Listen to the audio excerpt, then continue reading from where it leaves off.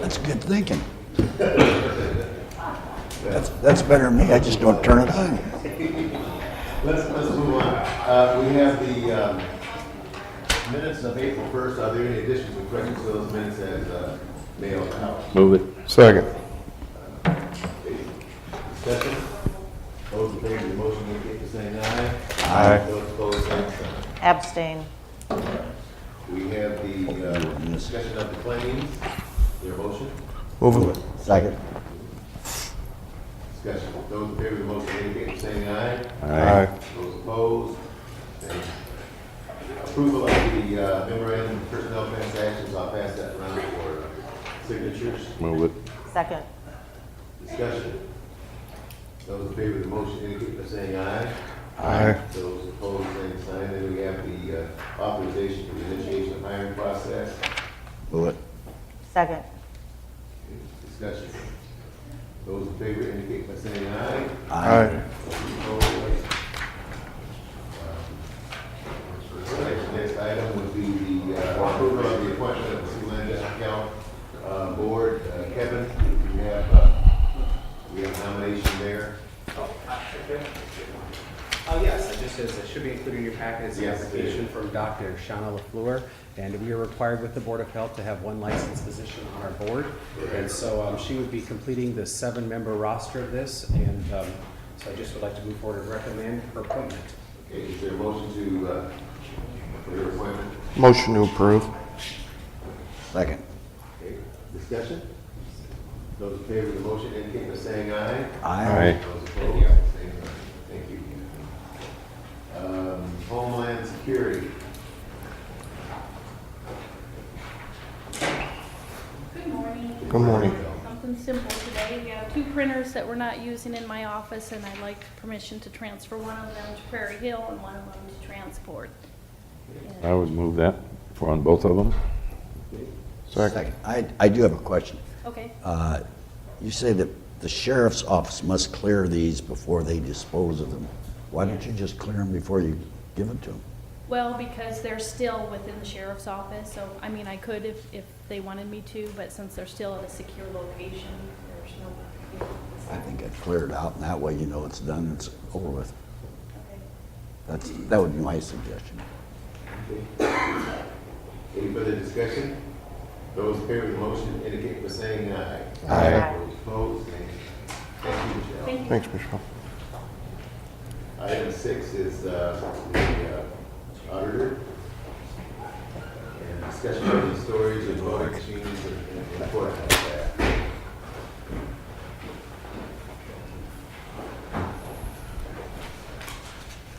Okay, I guess we're going to talk about the storage area first. Right. Okay. What I'm asking about is to get that space down there, the old portion of the space that social services occupied down there, is to put our equipment there, actual voting machines, and the equipment that we need to maintain those. And that space, Mr. Clausen and I just toured it down there. It's comparable to the space that we have up there now. I think that we'd be flexible with if you needed to put partitions up there or something, because the way it's configured down there now, I think you have to go through the vault in order to get some areas there. And they're talking about using that for security for the courthouse, putting some area down there. In the vault area, you mean? Yeah, I'm not privy to that, but Okay. we were talking about, we looked at an area where we could put up a partition that would allow us just to use that portion for our equipment. It's about the same size as what we have up there now at the Eagles Club. Half that building is dedicated to the equipment storage. Why we're asking for it now is that we would like to, when we deploy all the equipment out during the primary election, is that we could just bring it back and place it down there, so that we wouldn't have to move it and then do it. What's the date of your primary, Pat? June 3rd. It's going to be real tight.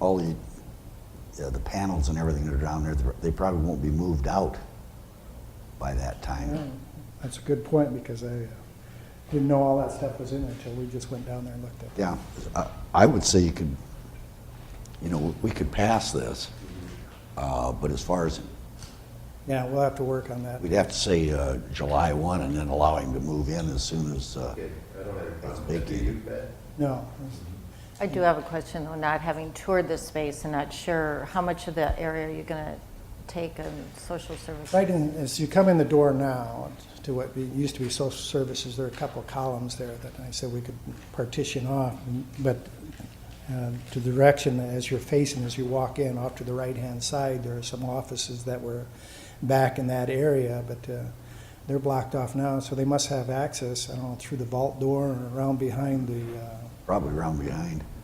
the cafeteria area. But So is it half the space or Well, all the space? or- What Pat and I looked at is you walk into the social services, and if you just visualize a wall going straight back, probably attached to those columns. If, you know, it's In- probably about, if, you know, the square footage where all those offices and everything, we're probably asking for about half of it when you look at all Okay. that space that's back there in those other offices. And I don't know if you wanted to do something with that space where, I don't know if there was another office behind where Patty's office was. or Yes, something. there is. Yeah. And I don't know how There's a you- lot of square footage there. But so. once you do that, I don't know how you get access to that. And then Mr. Claus and I talked about is what we're using over in the absentee area. We can be flexible, which we have been for like the conference board meetings and those sort of things. That we're not using it for the absentee precinct. You know, folks can still use that if they clear it with us. Steve's been pretty flexible with that to allow them to do that. The only concern is that once we program the absentee counting machine, that central count machine down there, is then nobody's supposed to have access to that area. And we're going to have to work out something as far as the security policy with building services, because they still want access in emergency situations, that they need to get to that. But when that machine is programmed, honestly, it's always supposed to be secure so that nobody could slip in with the black box theory and put in Trojan horse type program in there. But that can be worked out, you think? Yes, but we're just asking for, you know, that portion, that there's an open area that goes to the left, and that's pretty comparable to the size of space that we have now. Well, I'm not really opposed to this, but it's still, then the Eagles will be empty. Right. And I still would call for a study on what we're going to do with our space. And I think this is an opportune time to really move forward with looking at how we can utilize everything. I think it's maybe a little premature to move you there without thinking everything through. But if there's a little bit of, it's only half the space. I mean, I just don't want to make a decision that later we regret it. We may not. I mean, it makes sense on the one hand, but on the other hand, we haven't looked at all of our options. It would be, you know, as far as secure and just being able to use that machine, because we have to bring staff, or the equipment. We have to bring staff to maintain them and to do all the testing and all that. And then it's pretty difficult for them. We've been doing it, but to go up the street to do that. I know, and I understand that too. Well, I will move this on the, I'll move this if somehow we can set up a committee, if I can figure out a motion that would say, and you know, to also set up a committee to look at Eagles Building, Prairie Hills, the rest of downstairs that we're not using, and come up with a 5-year plan, 10-year plan, something. I think that takes a separate motion. And I agree with Pat. I think, you know, you want to centralize, you know, your operation and bring it back into the courthouse rather than have it in the Eagles Club over there, which makes sense. It is a little safer. We've been Yeah. I've been on the roof scraping snow off it before in order to. Comes with the job. Did someone second your motion? Second, I'd like to put a July 1st date in there, and the rest of the board probably want to take a tour with Pat so you know exactly where what we're talking about. We could do that. We'll just put the equipment back in there and we'll deal with it at that time. that just puts it off. But it was a good point, is that I didn't realize all that stuff was stored down there. That's in that area down there. But that, you know, that's just case in point for thinking ahead, Right. you know. Hey. Well, not you, but No, us, I guess us, appreciate what you me, said. and me in Any particular. further discussion? Those in favor of the motion indicate by saying aye. Aye. Those opposed, same sign. Right. Back to your question, Jackie, you're absolutely right. I think what we need to do probably is do an inventory, if you will, and we probably have our building maintenance manager do that for us on the amount of space that we have vacant right now, you know, in the courthouse, Eagles Club, and also Trosper Court, because I think we have some space available over there too. And get that to us, and then we can determine in a special meeting how we're going to address that space, including not only, and I just mentioned a few areas that we're talking about, because we also have space probably not utilized at Prairie Hills, how that's going to be configured, and we set up a special meeting for that. So I probably will assign that to Mark to get that to us in a comprehensive sense, so that we know what we have and how to inventory that. Would you all agree to that? And the minute we have empty space, you know, somebody needs it. But we've got another problem in waiting for the city to make a decision on the assessor. Because if they eliminate the city assessor, Then we have that additional space. yeah, and we're gonna have to figure out how to make that into one office, Right. which we don't have room for right now in this building. Okay. Good point. Did we vote on this? Yes. Yes, we did. Okay. Okay, Pat, let's go on to item B, which is action and allocation of funds for voting equipment. Was the committee in it?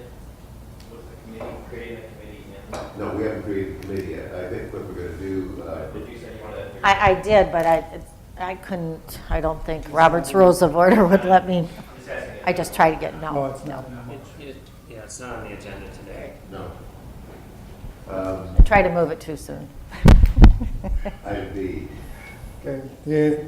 Item B talks about the allocation of requesting funds that are unbudgeted for election equipment. And the reason we're doing this is Dennis and I talked before the budget process this year about the equipment that are going to, our equipment needs, and whether they were large needs that would be included in the money for capital improvements for capital equipment. And at that time, we decided that we were going to put off the major purchases to upgrade all the voting equipment. We'll put that off past this next general election. But in order, some things that have come up, one of the first thing is that we're requesting about, I think it's about $8,000. I don't have an itemized thing, but that was for to complete the buying equipment for the 28 city precincts to use electronic poll book. The pressure is on all of us auditors across the state to put in electronic poll books. And we've, through the equipment replacement that the IT department has done for laptops, they've given us the laptops in order to meet that need for the 28 precincts. But we need the other equipment to go along with it, which is printers and mice and pads and equipment, scanners to and the equipment to deliver those to the polling places. And the reason that we're under pressure to do that is it goes back to the whole thing about felons voting on election day registration. Is we did 2012. I didn't. For the presidential election, we didn't use electronic poll books in the polling places because we have nearly half the voters are voting early now. So we didn't have any problem with any lines or anything. We really didn't need something to speed that process up. But what the problem is that it's not attached to the felon list. And so when people are voting, same-day registration, they're not we're supposed to read some card or something. It's like reading people the Miranda rights when they go to vote on an election day registration, is to tell them that if they've ever been convicted of a felony, that they should vote a provisional ballot if they are not sure that their rights have been restored. And so that doesn't really cover it, so the electronic poll book is supposed to be attached to the list that we get, the felon list that we get from the Secretary of State's office, which comes from the governor's office. And we found out last election that that isn't so accurate either. That was in Cerro Gordo County. They actually prevented people from voting who had indeed had their rights restored. But the pressure is still on, is that we have these electronic poll books so that we give people an indication that there might be a problem with the registration before they cast their ballot on election day. So that's why the pressure is bent, is to use the electronic poll books. But the other benefit of using electronic poll books is that when we use vote centers in those non-general elections and the municipal elections, we can use vote centers, and the poll book is very beneficial at that time because everybody who is registered in Woodbury County appears on that list, and they can go any one of those those vote centers. Well, then you would have to look through 65,000 names in order to determine if they were there. So the electronic poll book is very beneficial in that area.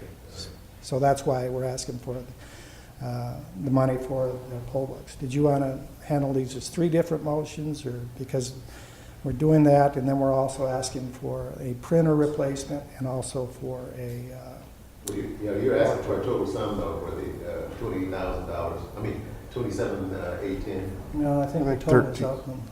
Is it, 40,000, 40,000. 965. 41,000 is the entire total. Because I'll just explain, then you can decide how you want to handle it. The other printer that we're asking a replacement is for $3,400. That's what Steve uses for the Unity software, which we program our ballots on. He builds the ballot and prints them out. And the other benefit to having that is that when we run short of ballots on election day, we can actually print them out. I remember when Fred Grandy ran during a primary, we had to call the printer off I wasn't here, but they had to call the printer off the golf course in order to print extra ballots on that day because there were so many more people that turned out. What this printer allows us to do is on election day, and we've used it, is that when we run short of ballots, the precinct election officials will call us, tell us there's short of ballots, and we can print them up rather than having the printer do that. And so that allows us to kind of ratchet down one of our expenses in our order to get a little bit closer with our order. So that's what that is. That one went on the blink during the last election that we just held in November. We started getting into errors. We purchased it, I don't know, when we bought all the new equipment, the new program. So it's an outdated printer. And we got very nervous that when we got the messages that we couldn't, he just shut it off and then started up again. But it worked. But that needs to be updated. And then the third one is the ballot on demand system.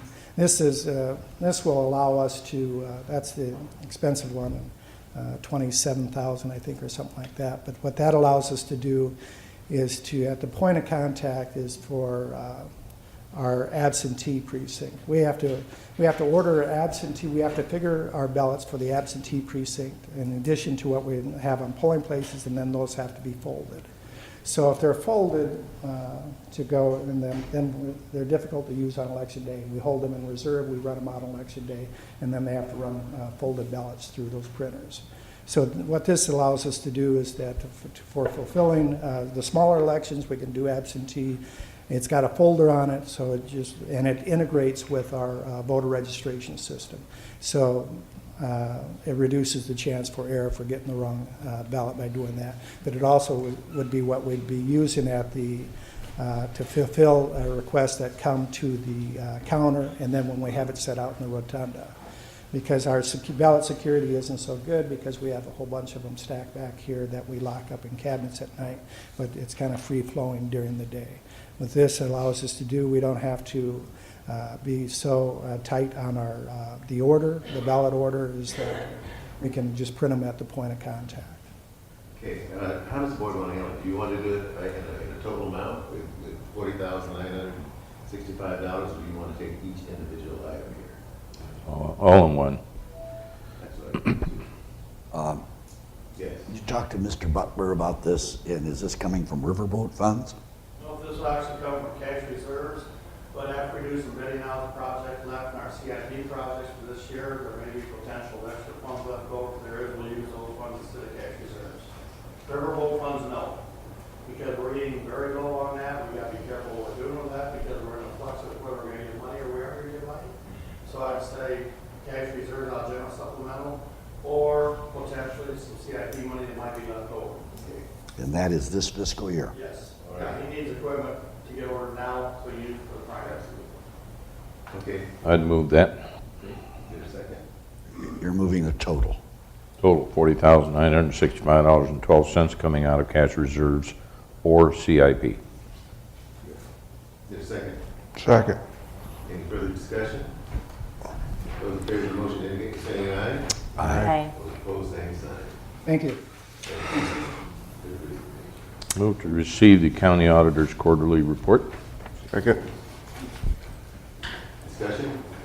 Those in favor of the motion indicate by saying aye. Aye. Those opposed, same sign. Moving on to the board administration, Dennis, we have the county auditor's office with the tax credit.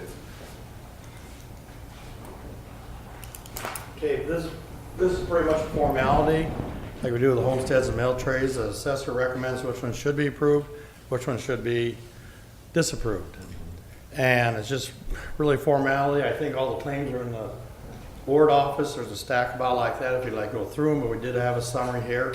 If you want to look at that too, but it's basically a formality. And we've got individual too. So do we take them each Individually. Okay, the Yes. discussion and approval of the Business Project 2013 tax credits approval for city assessor. Move it. Second. Those in favor indicate by saying aye. Aye. Those opposed, same sign. Item B, Move on the tax credits disallowed by the city assessor. Second. discussion. Those in favor indicate by saying aye. Aye. Those opposed, same sign. Move on the tax credits approved by the county assessor. Second. Here's the second. Discussion. Those in favor indicate by saying aye. Aye. Those opposed. And last one is also county. That's just a misprint. Okay. Oh, that's counting. Move it. Second. Discussion. Those in favor indicate by saying aye. Aye. Those opposed, same sign. Tree full. Thank you, guys. Thank you. Thank you. Secondary roads. Mr. Mayor.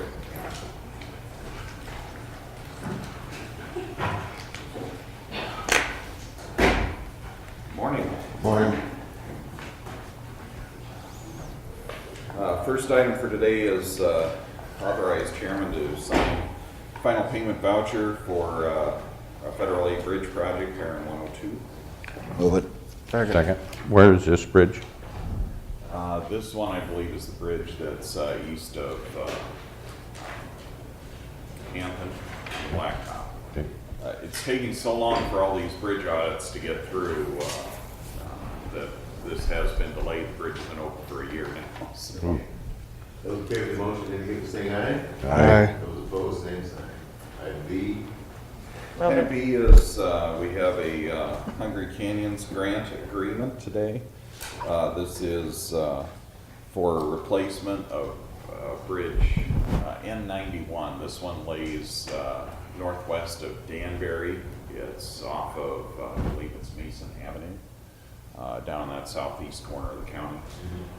Right now, the bridge is a greenwood structure. We'll be replacing with a single barrel box culvert with a drop inlet. The grant covers the cost of the drop inlet. The total price of the project is $140,000. Okay. Move it. Second. Discussion. Those in favor indicate by saying aye. Aye. Those opposed.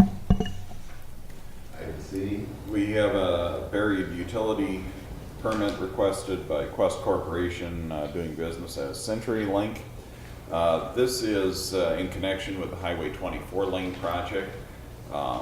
They have cables in crossing every one of our rights of way that are involved with the project.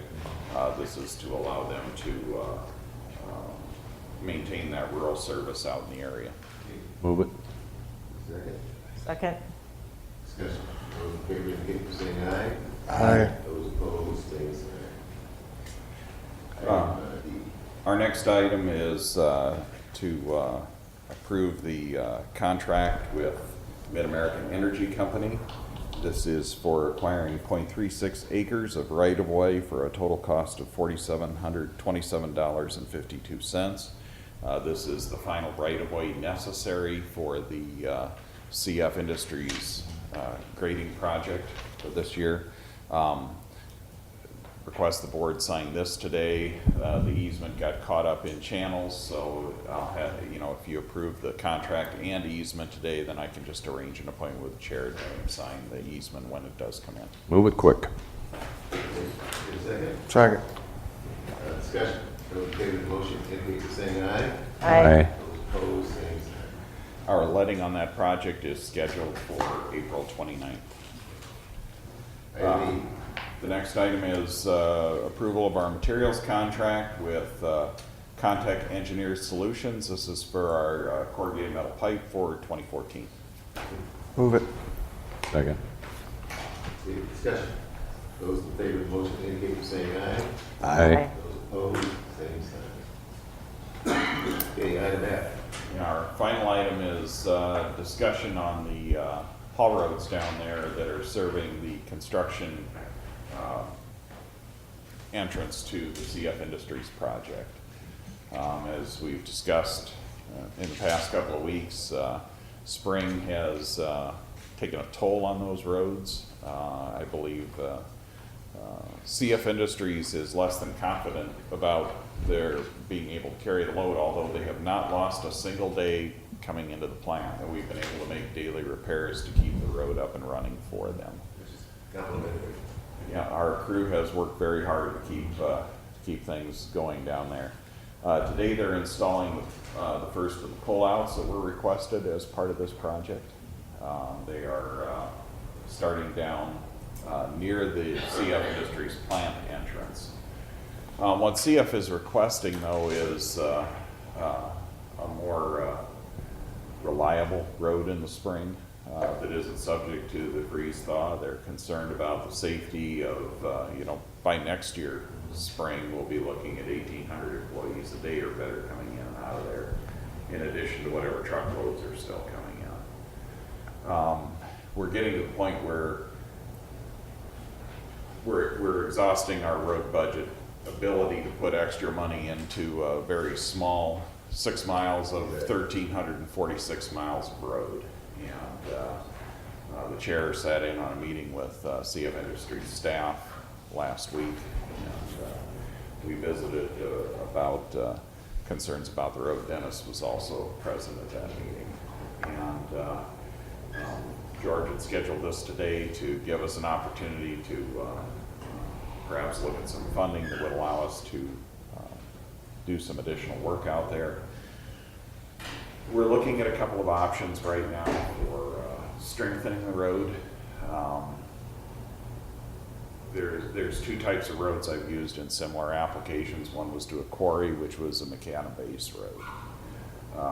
Macadam base is a very coarse stone that's put in as a bottom layer.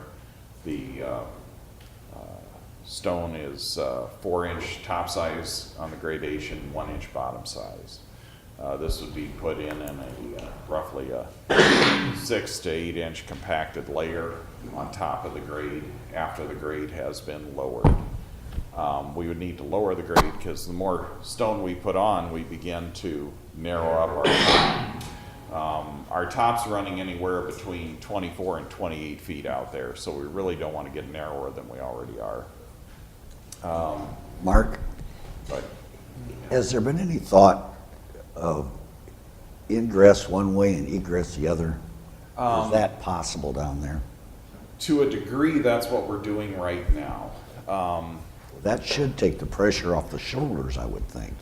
It should help. And right now, our shoulders are starting to firm up. We're better this week than we were last week. the number of unstable spots yesterday when I checked the road was down compared to where we had been last week. I mean, we're getting very close to the point where spring thaw will be over for us. But right now, the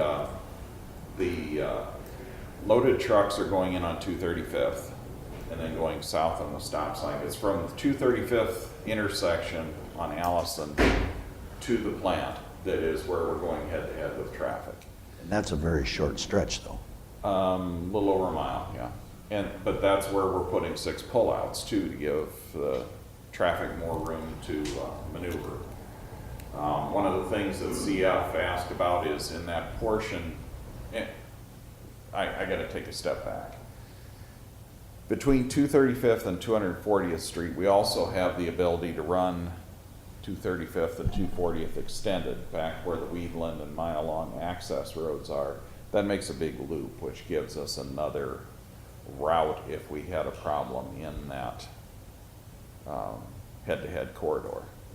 I don't think the trucks want to run out that extra 1.75 miles roughly on every trip, but we do have that option if we have a problem or if we're doing construction in that area. From 240th into the plant, which is about 1,350 feet, so just shy of a quarter mile, or just over a quarter mile, 1,320 is a quarter mile. On that portion of the road, there is no alternative ingress or egress, and they were asking whether we could look at widening the road down there to help out. They own everything on the east side of the road. They also own the frontage of where that rental house was, where we had the flat tire last summer. And that rental house is coming down this week. It's been, and no one's living there any longer, and CF has acquired the property. With a little bit of grading, pretty simple grading, we can widen the road down there and add aggregate to it. Get that top wider, get it looking Keep the discussion going, I'll be right back. get it going a little bit where it would allow more head-to-head traffic with some maneuvering room for them out there. We also wouldn't have to take down the road to build it up with additional aggregate in that area. I guess that's the big situations that gave CF concern when we were meeting last week. The place where there's absolutely no alternatives on head-to-head from stop sign south on Allison. And other than that, 225th and Allison north of the stop sign serve as the means of exiting, except, it also serves as a backup route for us for traffic getting in. So to the extent possible, they are doing one way. That was a very long answer to get to this point, but they are doing one way in and one way out wherever they can. You still can't do one way because subcontractors are coming in and going out. And Right, and people like me going in and going out. Yeah, employees are going to be going in and out. They are starting to get some deliveries. We're seeing some fairly wide loads starting to come in now that are coming off the interstate at the Port Neal interchange, coming up on Port Neal Road and then heading down the haul roads too. Biggest end of it is the ready mix trucks and the aggregate still. They tell us that 5,300 of the 7,000 and some odd pile are in the ground now, but we're going to start seeing infrastructure above the ground coming up, which still requires a lot of ready-mix concrete, a lot of loads still going on. We're probably, my guess would be in 2 weeks, we'll be able to go in and give them back the road they had last fall. That would be going in, doing a deep blading, being able to reshape it, compact the surfacing and base, and then dust treat it. Money keeps getting tight for doing that because that's about $17,000 a turn for us to put that dust control on. That's still not as high quality and reliable a road as what CF is requesting down there. I told you the macadam base is one option. We're studying a fly ash treated base as another one. What we would do with either of those roads then would be that we would propose to perhaps put a double chip seal on it. Both shed the water and it's a short-term solution, but we only need 2 years out of the road when it's going to be heavily used. And I think we got to do some checking yet, but I think the cost would be about a break even with treating it for dust roughly every month and a half, 2 months for the course of the summer. So in all those options though, Mark, what are we talking about as far as estimate of costs are concerned? We did talk about that. Yeah, I had about $750,000 just to do 235th Yeah. and south to the plant with the macadam base. That would be providing the heavy haul road for the loads going in. And then I would suggest we continue to use 225th and Allison the way we are now, which is as dust-treated gravel road because it'll be the lighter loads going out. That would save a considerable amount of money. The fly ash based treatment, we're still trying to get some prices on. We're sitting on a supply of fly ash. There's 2 towers loaded with it right now, which would be sufficient to do the job. But we're also talking about taking that road down for, I think they say a 500 ton per day is a good day with putting fly ash into a base the way we're talking about doing it, which is they dump the material, they bring in a big, looks like a big mixer. It's called a rotomill that injects water, so it helps it hydrate in the soil. And we're looking at 9 to 10 days of the road being under construction for that, where we'd have to be running them around a different direction during. And that can be done without disruption of the operation. Some of it can be done probably with some of it can be done under traffic, but once we hit the center line, then we got to keep traffic off of it for a couple of days. Yeah. It needs a couple of days to hydrate out there without any heavy truck traffic. So we'd be forcing traffic over onto alternate routes during that period. Can you do this? Or do we need to hire somebody to get it done? The plug mill, we don't own one. We've looked at a couple of rentals. There's a number of contractors that have that. Knife River has one, for instance. Does the city have one? Fort Dodge Asphalt has one. I would have to check with the city. I kind of doubt it. It's an expensive and specialized piece of equipment. You don't just keep these sitting around. They need to be out making money. Okay. So I think contractors are going to be our best option. Again, I've only had since, was it Thursday? Thursday, We sat yeah. down. Yeah. So we haven't had a lot of time to put pencil to paper yet. All I got was the raw materials for the macadam base road, which was the $750,000 figure, that just in material. But, to cut a long story short here, we do need some additional work out there done. Dennis and I, we drove over those roads and we've been out there constantly, Mark, and they do need additional treatment. There's a tremendous amount of traffic out there right now, which is going to increase substantially 3 times more than what it is right now. And we were looking at various options on how we could basically come up with the funding to do the alternatives that you're talking about, Mark, here. So I'd like to address that and talk to Dennis. We already looked at using some the permit fees that CF is going to be paying us for the permits. That's another $200,000. Then we have some local option tax that we dedicate for that specific project too for those roads out there. So and it's just going to have to be done because otherwise those roads are not going to hold up. Can you come back next week with a hard number? Might need 2 weeks to give you a hard number, Mark. Dennis? Because there's discussion action, what we kind of propose too is moving the CF master permit money into a separate fund along with the local option money that we do have currently on hand. That way, in the separate fund, it's just like the bridge replacement fund, we keep track of the revenue, keep track of the expenses, it doesn't strain his budget, and then we'll have to do a budget amendment to add it on. But he's gonna have costs coming up very soon, And really, what we need authority is just to move those funds, the master grant, when it comes in, we can move the 400,000 into this fund. We figure out a name for it, but at least it's set up so we can roll with it. Right. That way I Where could we just, spend the money. I could just turn in bills as a reimbursement rather than having to cycle them through the secondary road fund you know, that way that money would be dedicated just to this project. So how much is it total? It'd be 200,000 plus 400.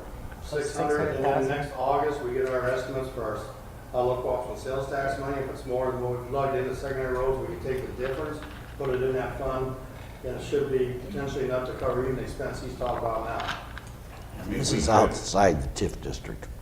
This is outside TIF district, we cannot use TIF money. We're within the 2-mile limit of Sioux City, which hasn't been incorporated in the tax increment finance. I would think we'd go to the city then and see about extending that TIF area for I will a be period having- of time, 5 Yes, years, I 10 will. years, or whatever. We will be having a discussion with the city on that possibility. Now, if we don't use the Otherwise, That's a money, good idea. but the expenses now we're incurring cannot be reimbursed by TIF because the TIF does not exist at this current time. Right. But we're not incurring that expense yet. We will be very soon. You want to have this done by summer, right? Well, we would be trying, we would start working on it just as soon as the base is good. Now, we want to get past their huge pour. With the way the road's coming out of spring thaw right now, I think we can go out and give them a suitable road to get them at least through that 20 to 24-hour concrete pour they're talking about. 2 weeks. Second week of April, or the last week of April or the first week of May. And I think we need to get past that period before I take down any roads on them. But again, I think we're within a week of being able to go out there and really shape that road up and dust treat it and have it be the same road that we had last fall. I mean, I've told everybody from the very beginning, all bets are off in the spring when frost comes out. That is right. And the good thing is, with the efforts of our staff down there, we have been able to keep that road, those roads working, and they have not lost any time all in the spring.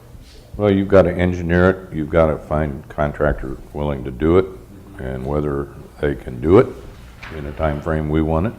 Right. So even if we said go today, you got a lot of time. We've got a lot Get of it work to started. get done and to get quotes, and if we go with a fly ash option, something like that, it would, I think that's a less costly option for us, but again, we gotta find out how much the equipment costs to actually pug mill it in there. Okay, we get a motion to set aside those funds, that special line item, so we can. It'll be a separate fund. Separate. Now, if all the money is not used, we will prorate it back to each individual fund, secondary roads or rural basic. But assuming the numbers we're hearing, we'll probably have to come up with more money. And we'll work on options on that. Move it. Second. Motion? Second.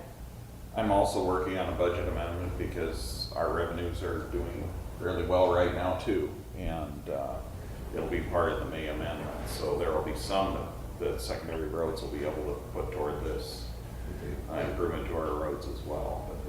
But again, Good with information. Larry? And this money is coming from where again, Denny? The master permit, once we get that out, it's 200,000, that was in the public meeting.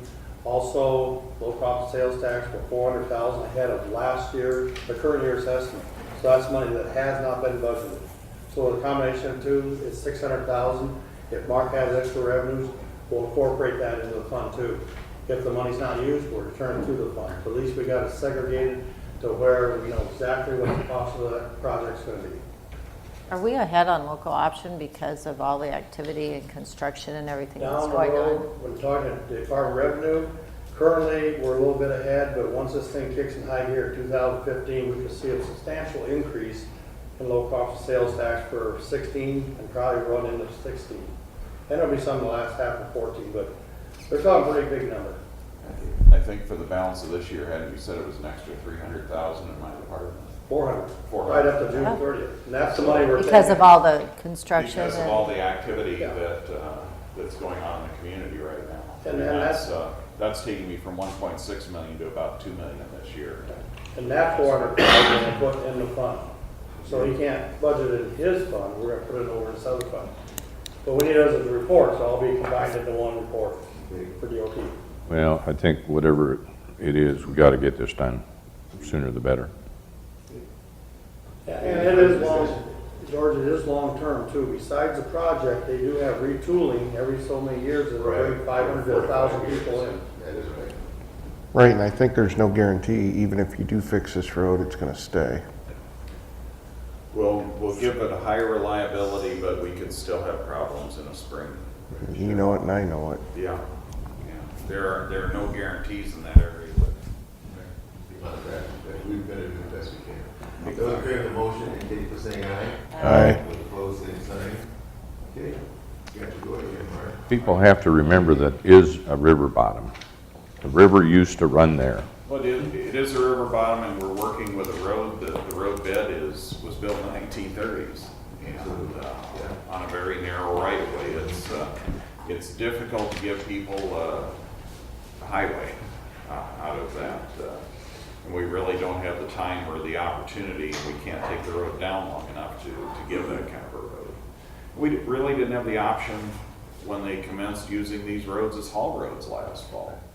Gravel's not meant to do this anyway, so. No, But we will give them a road that has higher reliability and better ability to bridge the soft spots that one's out there now. thanks, Mark. Thanks, Dennis. Thank you.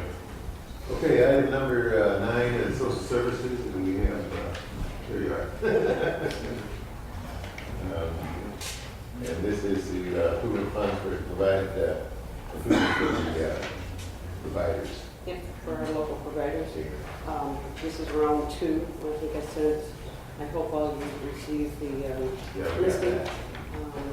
The items that I've highlighted, basically because of the fact that there was more requests than what we have known money available.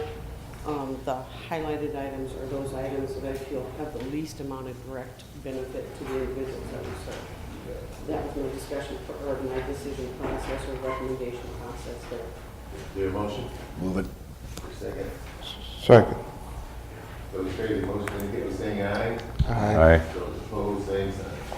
Thank you. Thank you. Again, we have request for the museum. Gary? Good morning. I've got a couple of guests this morning that I'd like to introduce. Larry Finley is the director of I never get the name quite right. Mid-America Museum of Aviation and Transportation. That's a long time. Pam is the secretary to the board.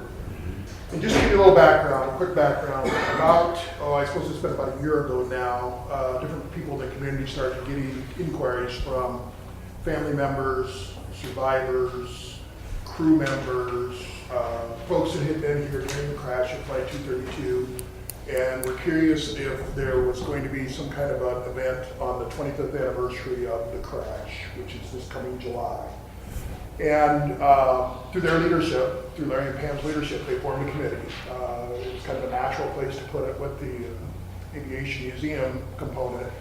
And we began to put together 3 days of activities for that. And as we did, we began to look at what's the most logical place for a long-term, significant display of that event. That was a significant event in our community. We've got a couple of generations that have been born since then, and there's a lot of interest still in the crash. A lot of students that are doing reports and working with the crash. And I don't know if you've all been down to the museum. It's located on the airport grounds. I had my first visit there about a year ago, and it's phenomenal. They currently have a small display taking up some square footage on the floor at the Aviation Museum. And one of the outgrowths of this 3-day event we looked at is, could we work a community fundraising event and try to secure additional dollars to make a little nicer, a little more formal, more permanent display within the Air Museum, and using local talent. Rex Mueller from the police department has brought forth his services and done some preliminary drawings, and we're in the process now of raising funds. And the Air Museum is, a lot of people don't realize, it's over $1 million donation commitment across the community of people who have given time and money, and over $1 million to bring that Air Museum to the forefront. Ernie Jensen III has kicked off our fundraising campaign with a $5,000 donation towards our efforts down there for the 232 Memorial. And what we're asking both for the city and the county, is for $10,000 to help us with that fundraising event. It would all go towards the construction of the permanent memorial. We've got some drawings here to share with the board and take one and pass on if you would, Mr. Chair. One of the things that I think is significant that hasn't been done in the community is in most significant disasters like this, there's a memorial wall where the names of those that were killed will be placed. That's included in the drawing, as well as just a really updated and nice. We've got some artifacts. I was able to secure the actual captain's seat from the wreck, and that's on display down there now, along with several other artifacts. But it would be nice to bring all this together in one point. And with that, I'll let Barry, the director of your museum, speak to the issues. This is just a quick artist conception of some of the pictures and stuff that will be incorporated in there. You can see that we've got about 1,800 square feet wall space, floor space dedicated to this. This is a brick and mortar project. Right now I have about 40 school tours scheduled between now and the end of July. We get a lot of school tours. This will be a great promotion for Woodbury County and Sioux City to become a tourist destination, as well as an educational program for the school kids. Hopefully some interest will be generated in aviation, and it will help, build a little fire under our airport here to get more air traffic moving through the Sioux Gateway Airport. We have 30,000 square feet in the building. We've been in this building for 4 years. It's a new building. And we're dedicating this because we feel that there is a need. I've been there 4 years as the director. There has not been a week since we've opened the doors that we have not had at least one person walk through, pay an admission fee, and ask, first question, do you have anything on Flight 232? This has been family members. It has been aviation enthusiasts, pilots, but every week we have an inquiry, at least one. And this whole event, as Gary mentioned, both Gary and I visit with Al Haynes on a regular basis, and Al had mentioned to me a year ago when I was in Seattle, and about a 25th anniversary, they'd kind of like to put a cap on this, and we'd like to have an educational program for the kids, for the adults, and again, make this a tourist destination instead of just an incidental stop on someone's vacation plans. That's great. Yeah, just a little bit to add. I think this is the inside display. We're also planning a memorial garden outside. That'll be additional cost. And the 3-day weekend will have some cost to it. But there's 44 people and a lot of in-kind donations that are going on right now. It's an amazing response to people being called to come and help. We started last August meeting. We had the first meeting was 18 people in the community. The next meeting was 30. Now we're up to 47 people.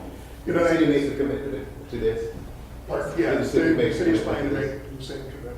We've got, the mayor is going to be taking this forward with the city doing the same commitment. Okay. They did 10. The Chamber of Commerce is paying for the Friday night event. We had the 5,000 donation already.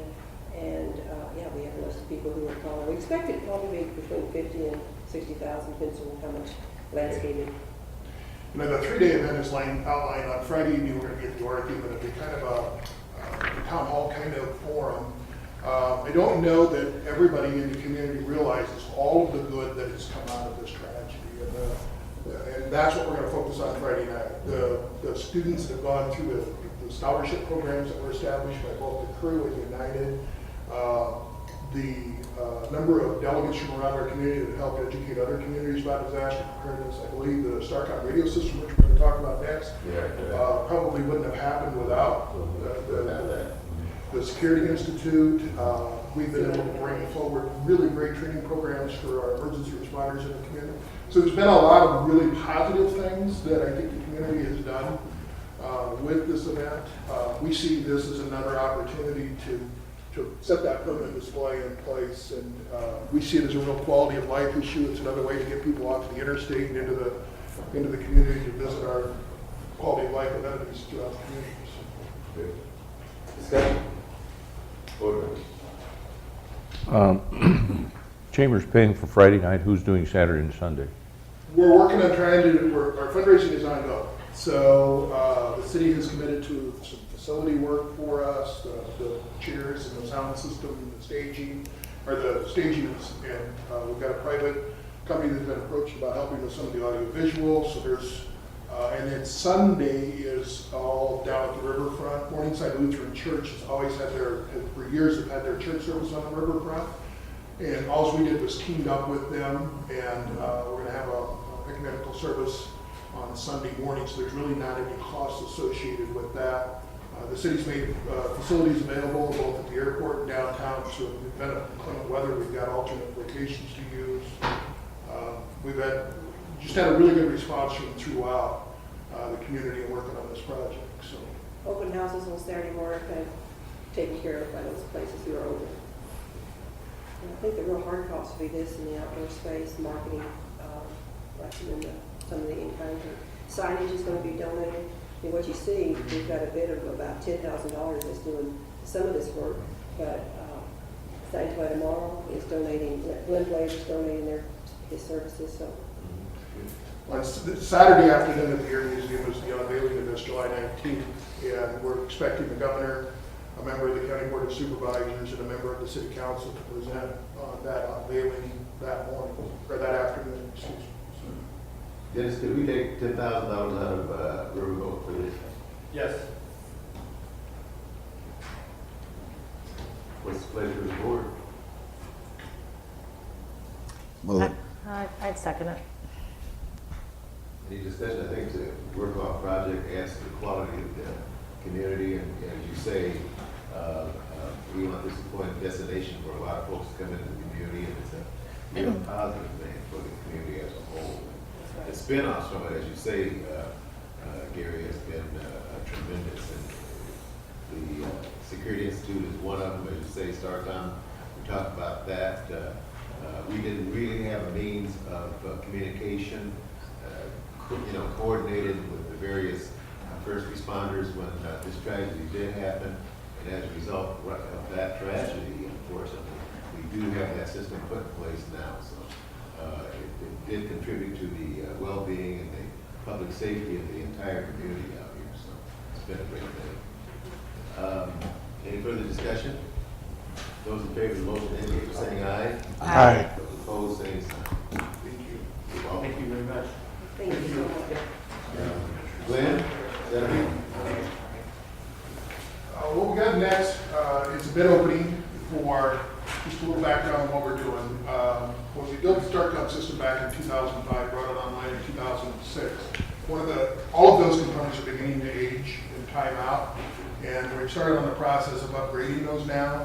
We are collaborating with our partners, our StarCom partners, to do this, so it's partially funded by the StarCom partners, as well as the 911 Services Board is participating. So this is a three-phase approach to take on the microwave portion of it, and I believe we have 3 bids today. We're going to open and ask you to send them back to Glenn and I to review. This one is from. They need more? Oh. This is the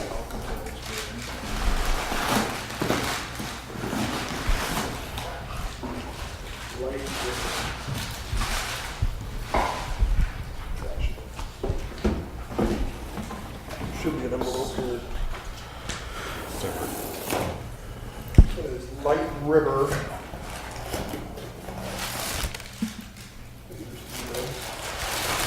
How many bids have you got, Gary?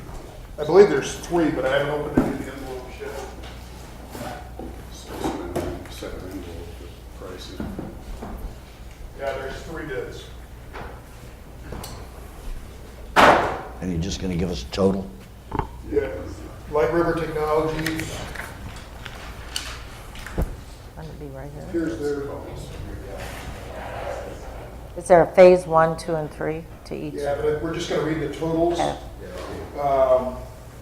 This isn't a bid that we would break up the 3 phases. We priced it in 3 phases because we're doing it over a couple of different budget years and out of a couple of different sets of funds. Didn't use the bid sheet to begin with.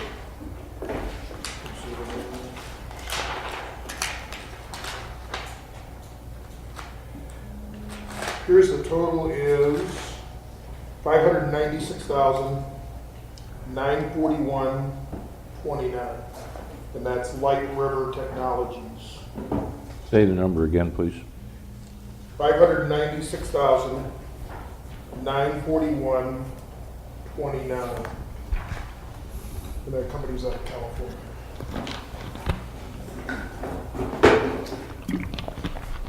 You said that company's out of California? Second one is Calhoun Communications. Calhoun is a local company that currently provides service on our current system.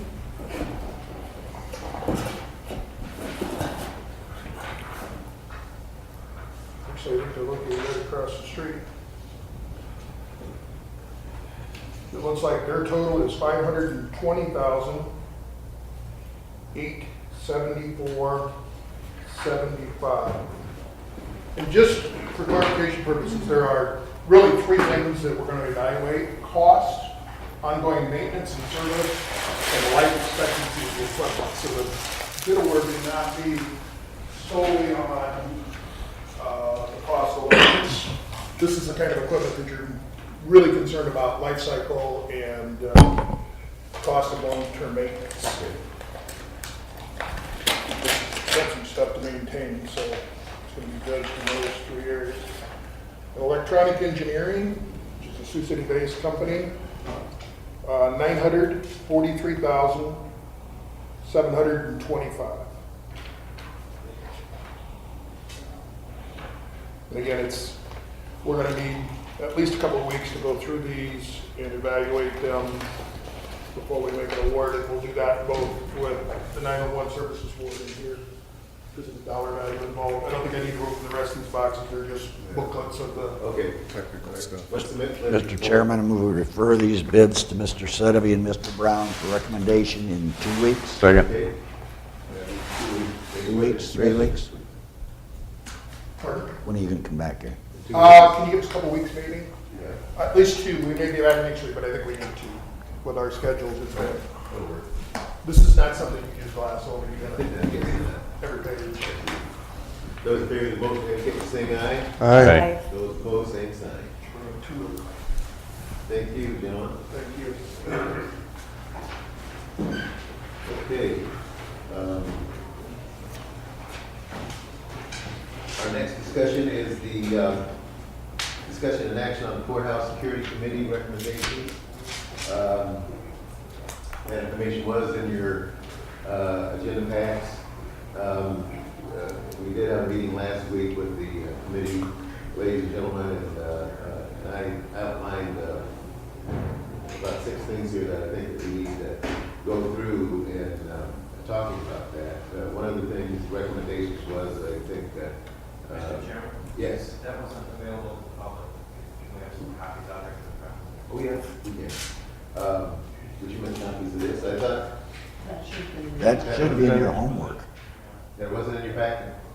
I was the only one, sorry. Oh, you're the only one? Well, you get your copy. There was a reason for that, Brett. Thank you, Brett. The first item, Sorry. that's all right. The first item was a recommendation by the committee to not purchase cameras for the courthouse because of the additional expense that would, not additional, but the expense of those cameras, that we would probably go with, the primary staff, in the courthouse for the security. Are there any concerns there that we want to look at? Is that something that would be put on for later Yes, to later. be? As far as I'm concerned, I think Sheriff would agree with that. That would be an expense that we would take into consideration after the next fiscal year and adding the cameras. Well, if they're needed. Yeah, if they're. That's to be determined, I guess. And the second here would be, we'd also like to give Human Resources permission to work with the sheriff in advertising for the staffing of the security program. Is that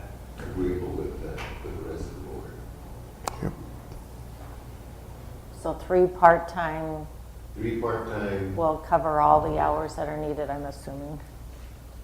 We've worked it out somehow, vacations, overlap, breaks. the other one ties in here, the third one would be the additional, and I think, Sheriff, you can address that now if you want to, with the additional sergeant position as a full-time position.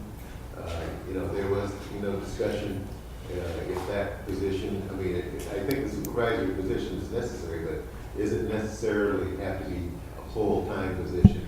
And could it be a position that would be integrated with the security? Right.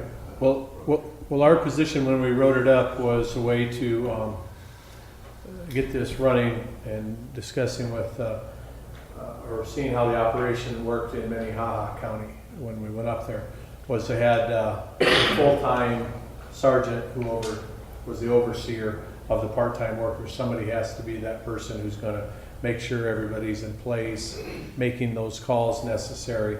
So it really should require a supervisory position, which would require us to backfill with the deputy, and that money is all a part of that $250,000. So And more than likely, that person is going to have to work Yes. the area. Right. If he's you've only gonna be got there. 3 and Right. 2 are sick, you got a problem. Right, he's going to be working, and he's going to oversee the operation here at the courthouse. So you need really one full-time person to maintain the integrity of the operation and to make sure that you have all the part-time people on a calendar to show up and things such as that. Anything else?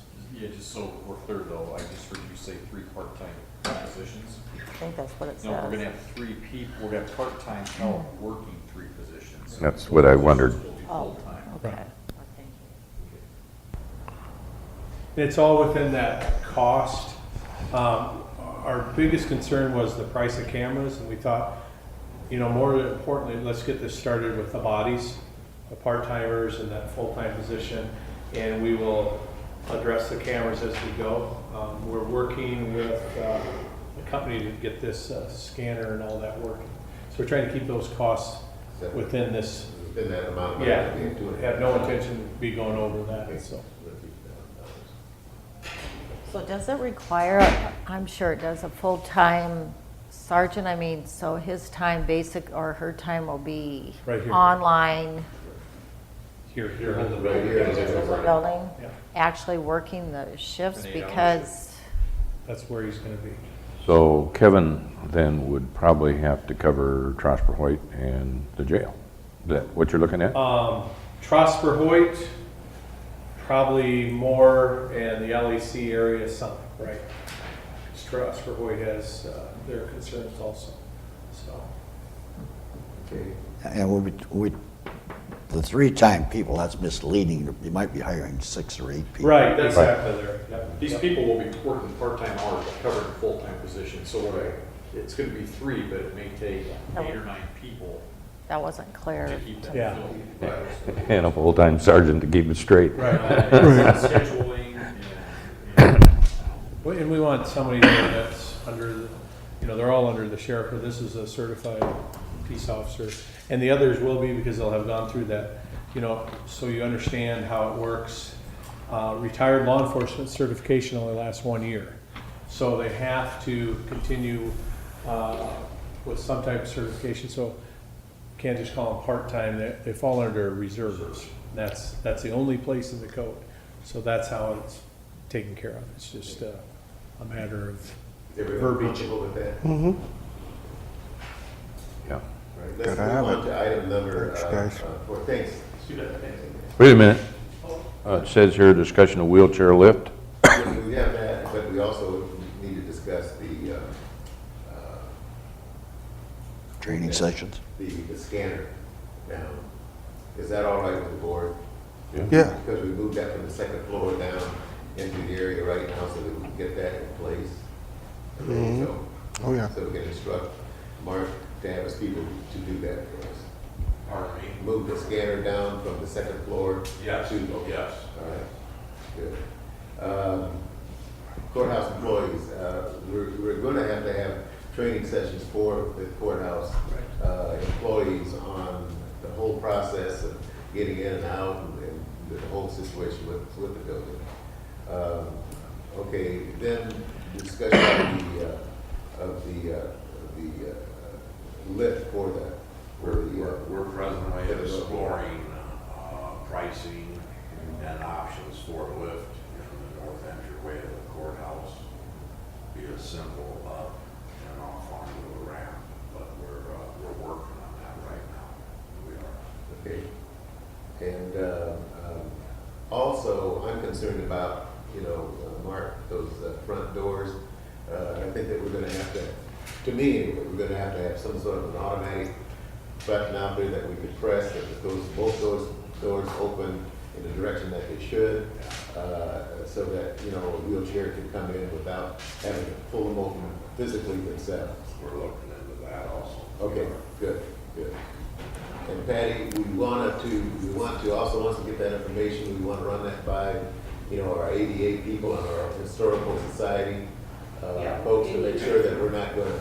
Any improvement or changes down there will have to be done by the ADA as well as the State Historical Society for their review before anything is done. I would say even before any contracts are awarded, because it's going to be important on the location as well as the scanner. That should be really addressed through what we went through up in the one courtroom. You're best off if you send it down in advance, get their blessing, get their recommendations, or they're concerned about it, and then pass them. Well, Mark, you should have that information for us, particularly on the lift. On the lift, I need a shop drawing on the ramp yet, which is coming. Okay. And how much time do you need on that before we? Because I'd like to have that. To me anyway, by. Depends on the company. Hopefully, I'll have it this week yet. Okay, that's good. I'll get it to you. So next board meeting or the one after at the very latest? Yes, at the very latest, we'll have the shop drawing. On the ramp. lifts and also on the buttons and stuff that we might need for the front doors, and try to get that to you, Patty, so they can get that all to you to get that straightened out. Okay. Pat, I thought Jackie wanted to say No, something. nothing on the wheelchair. Okay.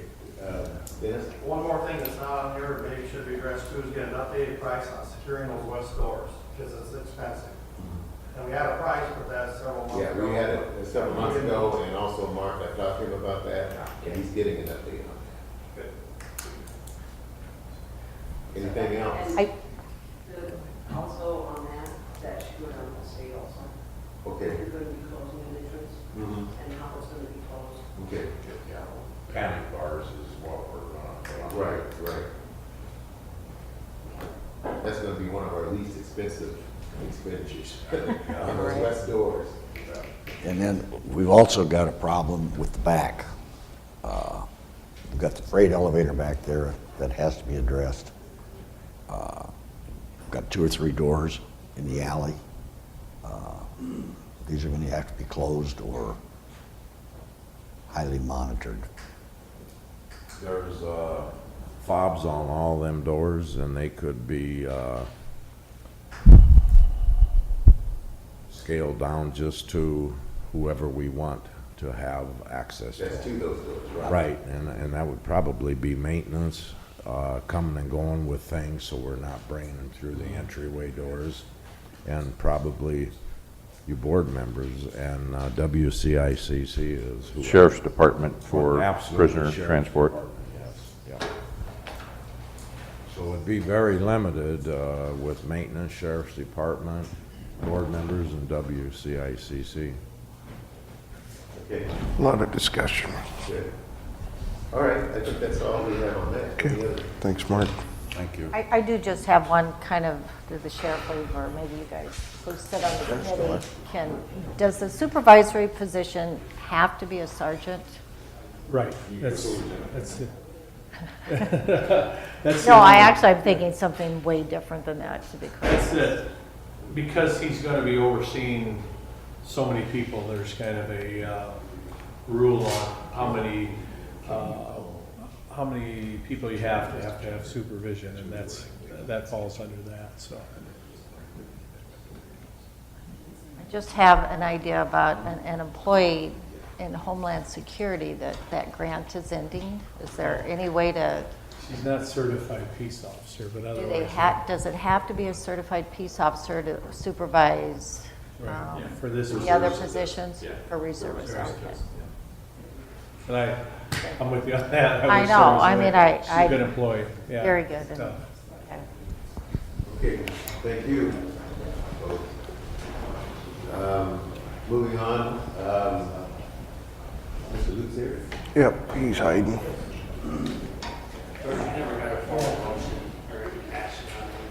No, we didn't. Do we need to have those? We probably should. What kind of motion do you want? Okay.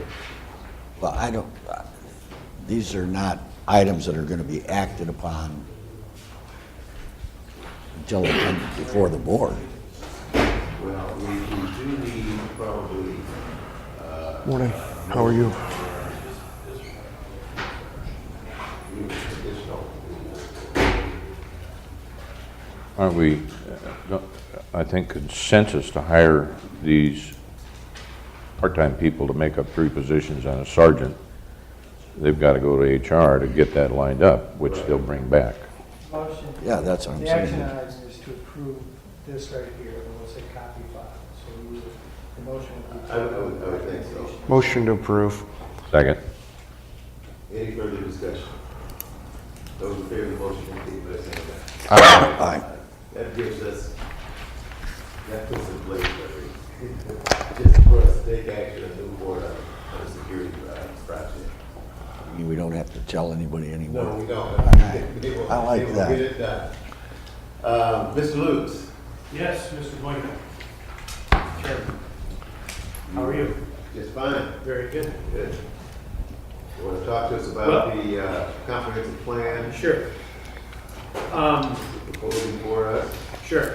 As you've requested, actually several months ago, you asked us to put together a scope of work and a fee to look at kind of a regional area from essentially Sioux City and Sergeant Bluff south to Salix, and from I-20, actually the UP rail line east of I-29, west all of the way to the Missouri River, in ways in which we can look at that entire area for economic development opportunity type projects. So we put together this scope, and as you know, we've actually pulled it from the agenda a couple of times due to some issues along the way. And I'm not here to pull it from the agenda today, so if you see fit, we're very anxious to get started on the project. And again, what the intent of it would be is to kind of build on the planning that's been done to date when we started several years ago, and collaborating with the cities in the region, certainly the county, and the local businesses and landowners. We'll engage all of them throughout the process.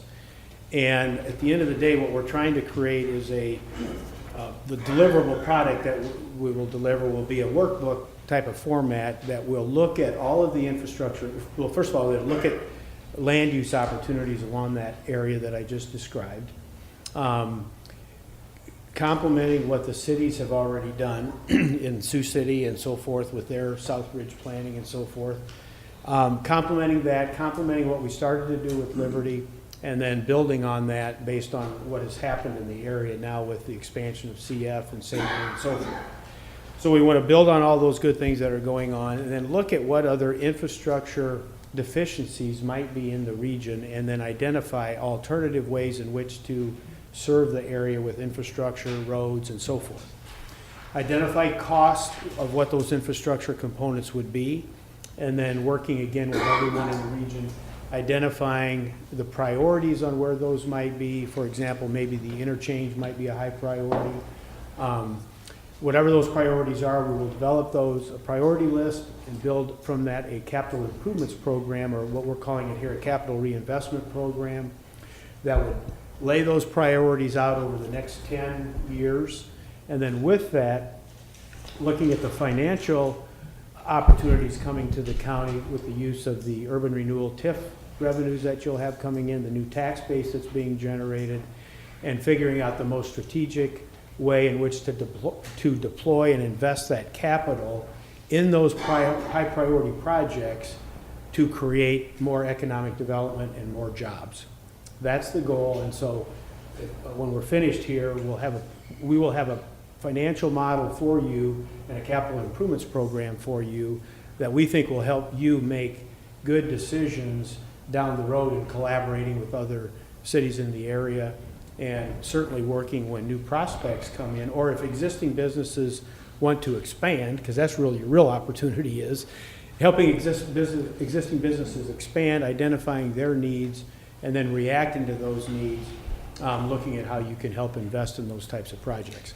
In addition to that, the other opportunity that we see is identifying the tax revenue that will be coming to the county and how you want to allow a certain portion of that to flow into the general fund for property tax relief so that the region remains competitive with the multi-state area here that you're competing with for new investments from private sector investments. So we have an opportunity to balance infrastructure needs with tax relief type projects, and our job over the next 6 to 8 months will be to pull all those wish list items, if you will, together and develop that plan for you as we go forward. And that's essentially what our contract is in front of you to do. So with that, I'd be happy to answer questions or. Well, I think we know that there is going to be development, and by enlisting your services, we can assure that at least we're going to plan for it, we're going to be prepared for it, it'll be a little more organized, hopefully, and be more cohesive. So I think this is a step in the right direction. I've been waiting for this for quite some time, so I'm glad we're getting going, and we have an opportunity, and I like planning ahead. So I would move on the contract. Second. Any additional discussion? Well, I think it's real neat because this really gives us a long-term plan for industrial, commercial development, outside the corporate limits of our community, and also gives us an opportunity to work with our local stakeholders like the other governmental bodies, the private sector, in bringing some real development, additional development into Woodbury County. So I like your plan, and how we're, with these additional funds that we will have coming in the future, how they will be spent and how we can build those in and integrate those funds into competitive nature so that we don't lose our opportunity for industrial development to our surrounding states, if you will. I am sort of jealous about Woodbury County, and I want to protect our interests here. And if we can keep those developments within, Woodbury County, that's exactly what we want to do here, providing jobs and good quality jobs. So this will help us in that. Can you get it all done by May 1st?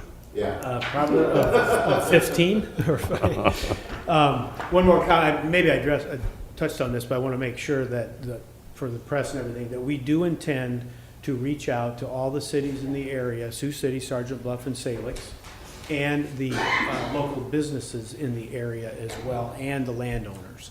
So we will be reaching out to all those people to make sure that they're engaged in the process and that we get their input. and that is built into Yes, to we the budgeted fee for structure that and in plan. our- And Yes, as part of what we do. Dennis? The board is adopting all 4 parts, correct? Yes. Adopting the total package. Back to the total package. Any further discussion? Yes, sir. John? Well, he's coming after, by the way, I forgot to introduce Mike Washburn, who's also with our firm. Okay. He'll be working with him. I'd be remiss if I didn't bring up the fact that I've got a project that I've been thinking about for years that could piggyback on top of some of the things you're thinking about doing right now in assessing the properties south of Sioux City down to our corporate border. By the time this is put together, our development plan, the county's development plan, will be 10 years old. Our ordinances will probably be about 6, maybe going on 7. It might be food for thought to consider when we do get set up for some of the evaluation process of this part of the county, that we look at broadening that outlook and possibly including our entire rural area for the county and all the public hearings and things that need to take place to get things done the way we want. what Terry's proposing will have significant impact upon our future land use mapping. And that should be assessed, I think, within the next 5 years countywide. And I'll answer any questions related to taking the same mechanism countywide, basically. Absolutely. Good thought. So you'll need to meet with Terry, is that, I mean, will you want to be in any of that planning Well, I do then? not want to interject the countywide process into slowing down what we want to accomplish south of Sioux City. No. I'm just saying that maybe we could start some informal discussion on the process, If you got thoughts on some of the land use in this area, we definitely choose them. because we might learn some things in this process that would be valuable. Absolutely. So are you saying we need to update our strategic plan and ordinances? I think the vision statement, our policies and goals should be reevaluated. Historically, we've done that through a series of not public hearings, but town hall meetings throughout the county, where we get input from our citizens in regard to where they see the county going in the next 25 years. What we're doing with Terry and the CF plays a major role, a leading role in that process. Very good. Thank you. Thanks, John. Dennis? Just one more slight thing. This will all be paid from local option sales tax, no tax dollars. Okay. Good point.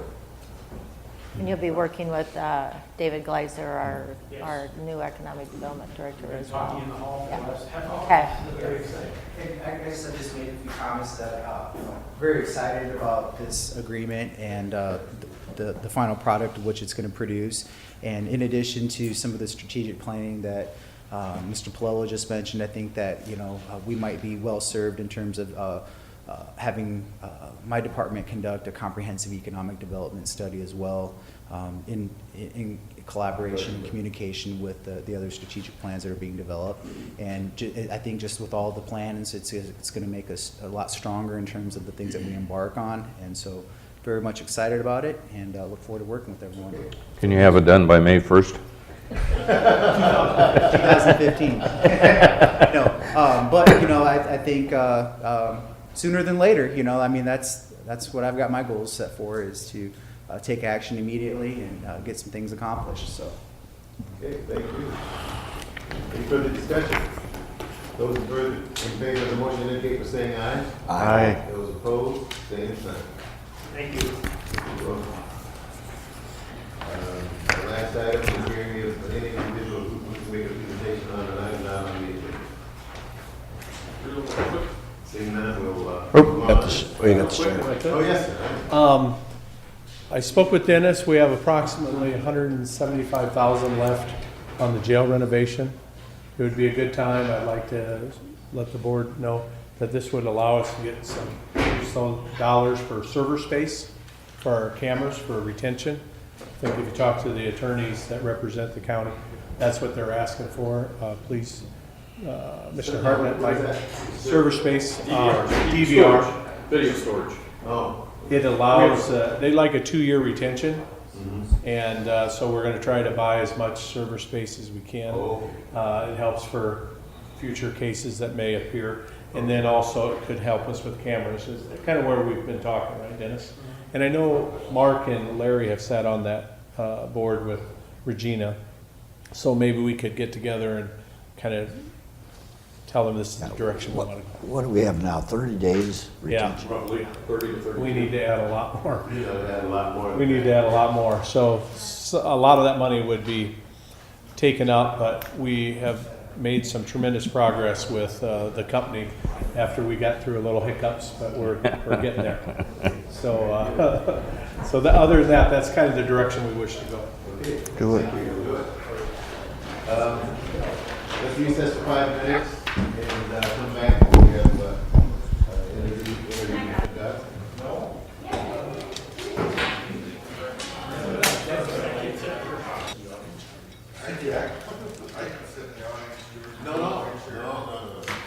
I said next to Pat. Jordan, you said your thing, like, that's easier for you. That would be.